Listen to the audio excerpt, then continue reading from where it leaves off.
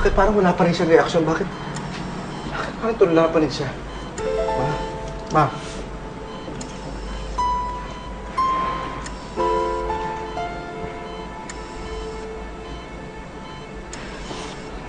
She seemed okay. She responded to the night. You know, sometimes head trauma can also lead to catatonia.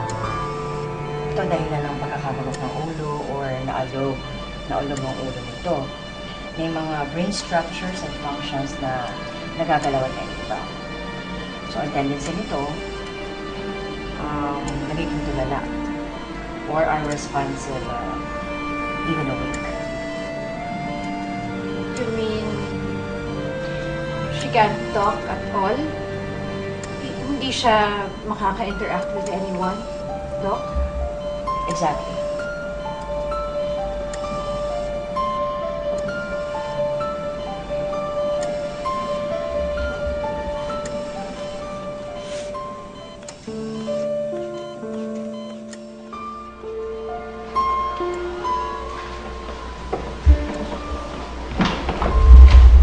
Dok, gaano katagal magiging tulala ang mama ko?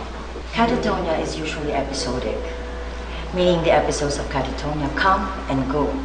As of when it will go, now that is uncertain. Depende kasi yan sa response niya sa gamot.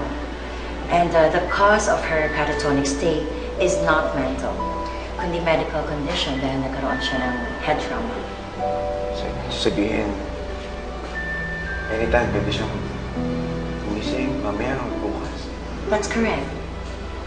Pwede rin naman next week or sa isang taon.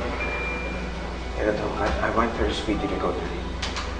Wala ba kayo magsasuggest sa akin na hospital or kahit sa ibang bansa? Gusto ko malamig na ganyan ako kahit mabanda ko naman. Meron din naman pwedeng gumangon sa kanya dito sa atin. But I want the best. Okay, I have a colleague in New York and he's one of the experts in brain injury rehabilitation. I can refer your mother to her or but for now, we have to make some exams for her and let's see kung may mga improvement siya sa mga bigay natin. Okay? Thank you.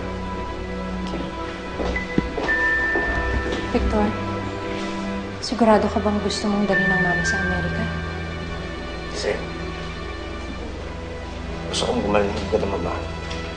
Hindi ko siya kaya nakikita na ganyan.